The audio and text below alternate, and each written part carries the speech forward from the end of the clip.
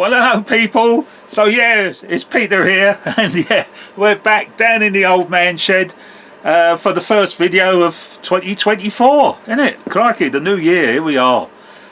So what are we though? But it's the 13th of January.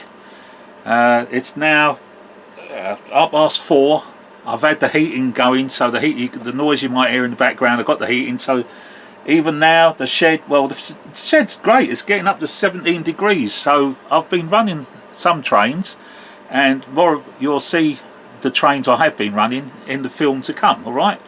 And also there are some clips of running clips which I stick on at the end, which funny enough I made not over the last few days, but over the Christmas period, because it wasn't really that, it wasn't that cold over Christmas, so I was making videos as well as coming down here because it's been sort of like called out, or nominated to that thing that went round at Christmas where we're all making quick videos.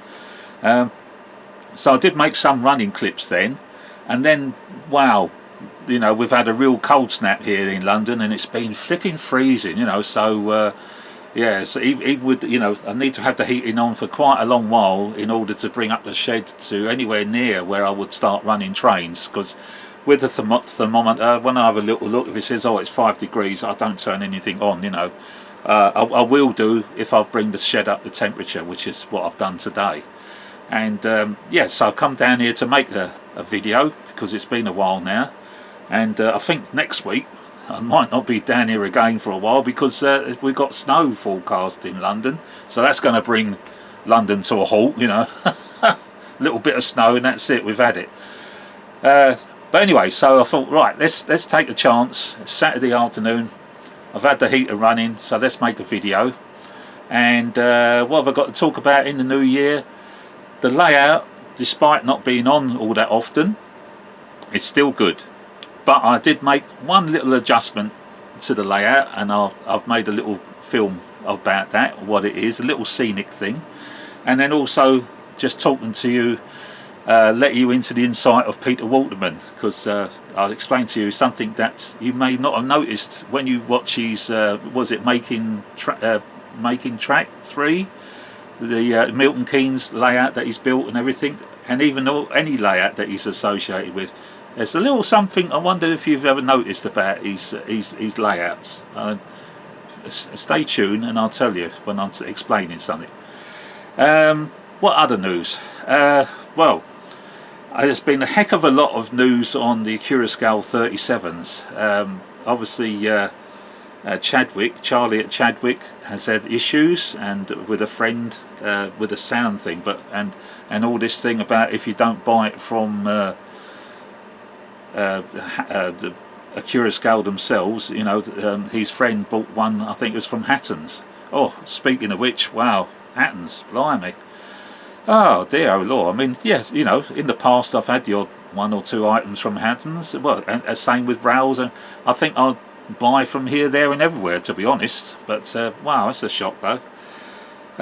Anyway, it's what it is. So hopefully, I don't know what's going to happen with our hobby. I can see why they've done it, but still, yes, great shame. But anyway, getting back to the 37, so Charlie at Chadwick, talking about 37s, got everybody is back talking about, if you got trouble with the 37, and as you know, I have had trouble.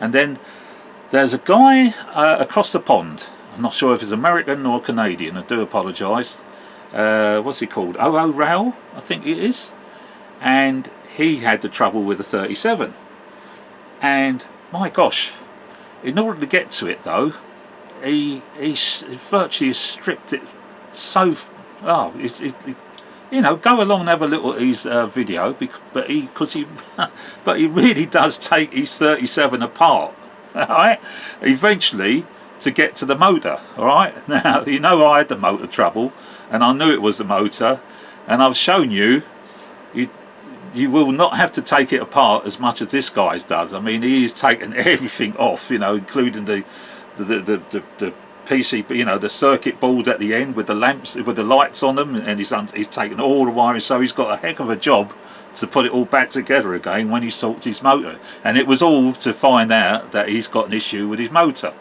And interestingly, he's a DC operator, so he wasn't DCC. He's an analog DC operator, and yet he found, you know, he got issue with his 37. So I've made my videos about the 37s, showing you what to do.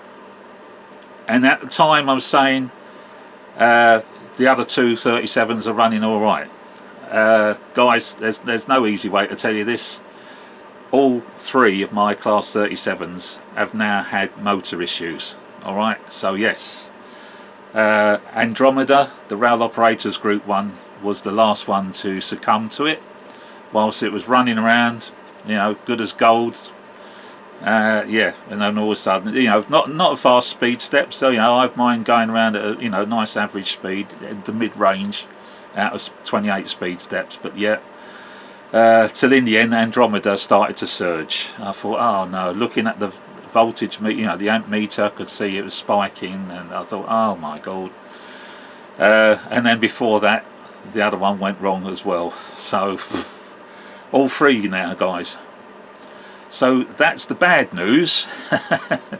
The good news, and there's two bits of good news, is that they're all running absolutely 100% again, because I'm able to take the motors out. I showed you how to do it, and take them apart and clean out the segments in between the commutator, and they're running absolutely brilliant.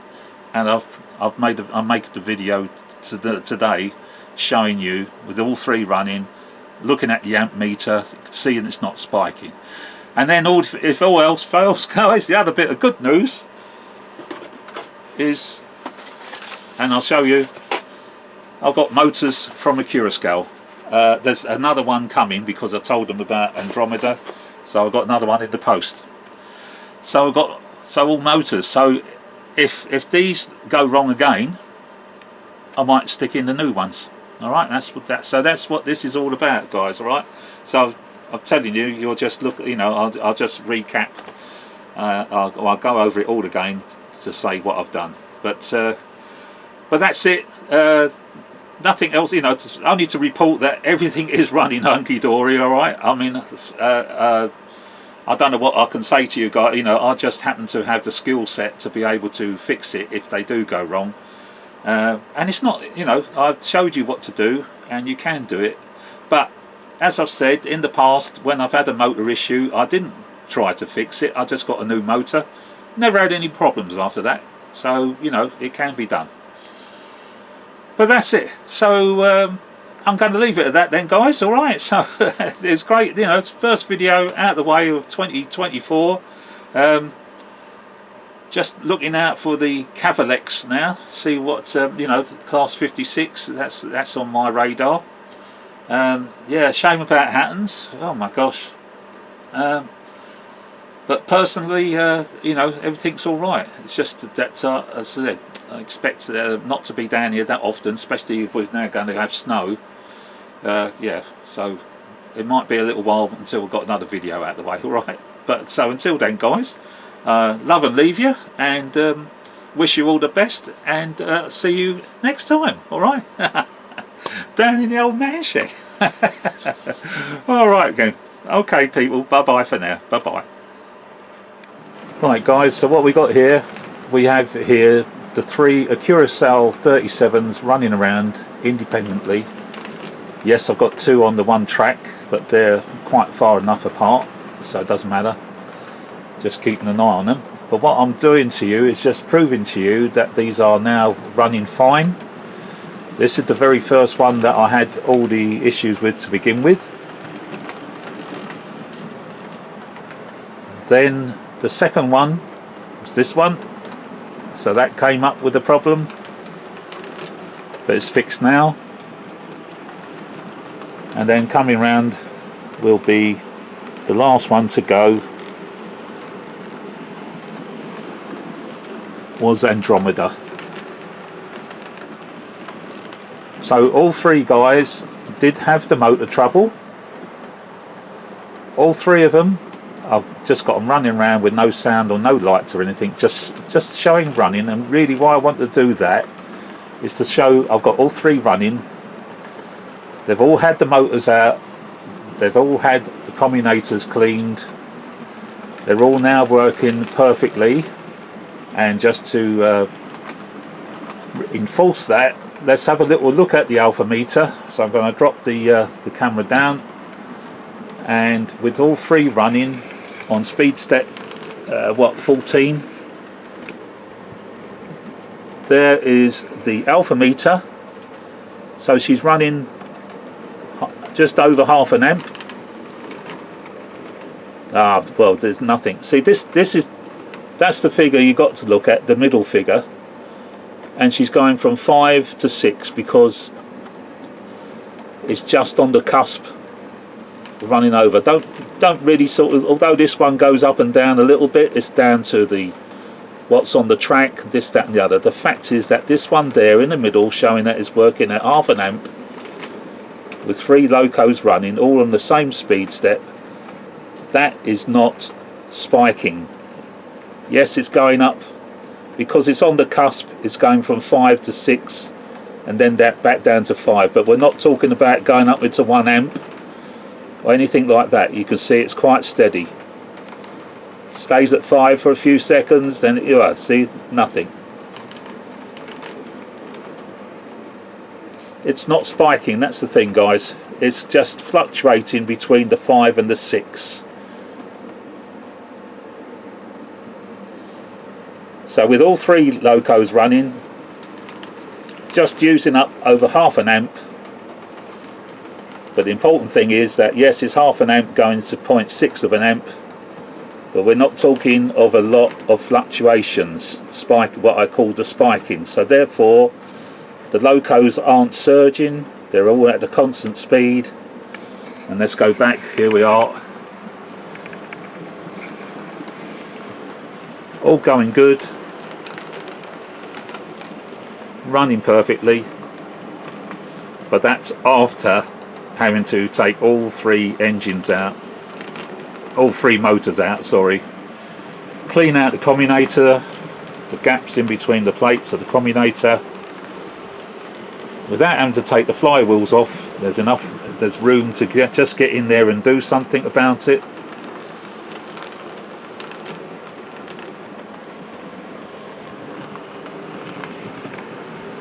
All running perfectly now.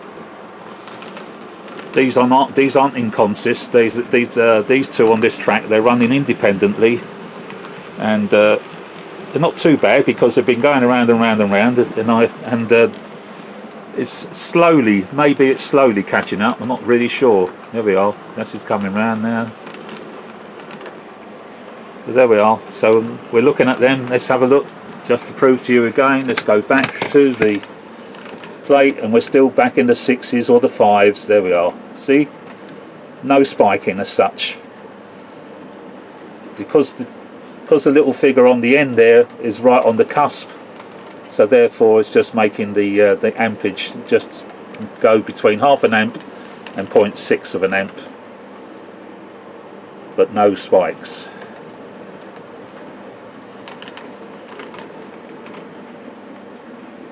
See, back into, yeah, I mean that little figure there it's going up by the 1 to 4 points or something or other, which is enough to make it trip over.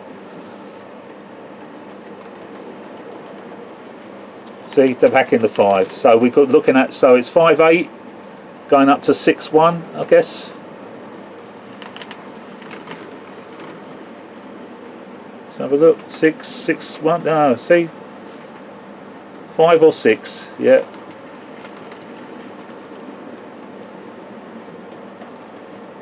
But because that one there is not going all over the show like it did before, back in the bad old days, going up even to 1 amp at one stage back in the old days, and that was 1 loco, don't forget. We've got 3 locos running around.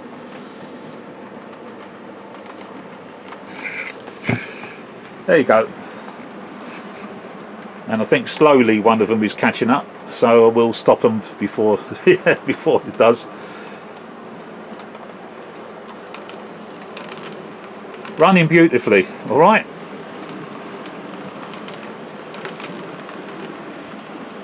So whatever it is, it's debris getting in between the plates of the commutator. Right. And people, if it goes wrong again, and I've blanked out my address so you can't see it there, from Acura Scout, brand new motors, 2 brand new motors, and there's a third on its way, because I did say that even the third one, so they're sending a third one out. So if they do give trouble again with the motors that I've actually worked on and which are running fine at the moment, but if who's to say that in the future if they go wrong yet again, I will swap them out for a brand new motor and see what happens then. I've had all these faults before with other makes of motors, as I've said, guys, and rather than keep on working on the motors like I have on this case, I did get replacements, and the replacements never gave trouble after that. So who's to say that if I do get trouble with them now, and then I do replace them with one of the, one of these brand new ones, bearing in mind there's another one on its way, that might be the end of it. You can see, I won't get it out of the bag, but so these are the motors in question. I don't remove the flywheels when I get this case undone. That little bit of space there, with a little bit of space there, is enough to reveal the commutator, which allows me to get in there with the scalpel to clean out the in between the segments, and then carefully putting the brushes back over. You can get in there with a cocktail stick and just tease the brushes apart to make it go over the commutator, and just re-bend back down the cases to seal them again, and that's it. So there's no need to take the flywheels off. All right, I've been able to do what I've done just by opening up the tabs on the metal case, sliding the case to one side, sliding the brushes off to one side. That gave me enough room to get in there, and then close it all back up again. And you've seen the results. I've got 3 locos running absolutely perfectly. For how long? Don't know. The last one that went wrong was Andromeda, and she'd been running for hours. And then whilst I was making, I think I was actually making a film with it going on in the background, or maybe I couldn't be making a film. I was still working on something, and then that's it. And then she started surging, just right out of the blue, after being running around as good as gold for 3/4 an hour or something rather. Speed steps 14 or 15. I don't have them going around at a ballistic rate, a nice realistic speed. And then she started to surge, and that was Andromeda. So that was the one that I thought I'd got away with all the last videos that I've been making about the problems. I'm thinking myself, well, yeah, one's got wrong, but at least the other 2 are working okay. Unfortunately, no, the other 2, no, as I told you. Okay, but there we are. So we got two new motors, another one on their way. If I still have trouble with them, I probably, I might try giving the new motor a go and see if that behaves. And in the meantime, work on the other motor, clean it up, ready. Well, but at least I'm lucky enough that I can get my locos running correctly again. Okay, so in the meantime, into the new year, I've done a little simple little change to the layout, which is involving the bridge there. So when I first put Torridon Road together, right, it was obviously just a track plan, put it all down together, and yeah, I was able to have trains run around. Then I started to scenic it up, and then I started getting a bit serious, thinking to myself, oh yeah, we'll have a TMD in the middle, and then because it's a roundy layout, you got access. Well, obviously you can see there the scratch built bridge that I built, and I had to come up with a bridge because you got 3 tracks down the front here with point work, so I couldn't have a level crossing going across there. If I moved it across there to where the 3 tracks are, I could have a level crossing, but then it runs into the point work of the TMD yard. All right, and then further along there is a level crossing, but that's to get into that little section there, not to actually bring traffic all the way across off the board to bring it across, because otherwise there's a, you know, there's a little siding there that would have to come across. Blah, blah, blah, blah.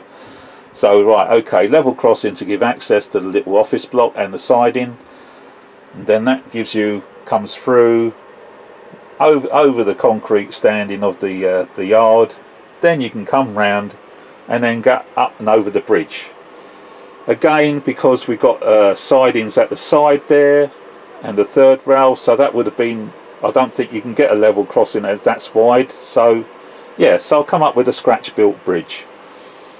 But something that's irked me is that I just threw the bridge together using pieces of card and one thing and another, and it did end up with sharp corners. If you look back on the past videos where you'll see this bridge in view, you'll see that what I've done here is obviously using these bollards and everything, I sort of like rounded off the corner. I don't know why I ended up with a 90-degree joint at the thing there. I don't know, but it came in handy to stick a lamppost there, and I thought to myself, well, just do that to give bollards and everything. But it's here. When you look back at the earlier videos, you would see that this was again a very sharp, acute angle.